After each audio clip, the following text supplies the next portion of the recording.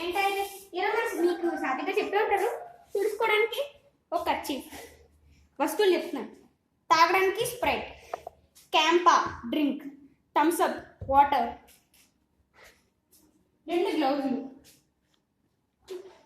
2 battle, ఒక ball, ఒక bat. దీని పేరు ఎస్ఎస్ రాక్ 309. దీని పేరు జోష్ క్యామన్. దీని పేరు స్టంపర్ కంపెనీలో ఉన్న మంచి గట్టి స్టంపర్ బాల్.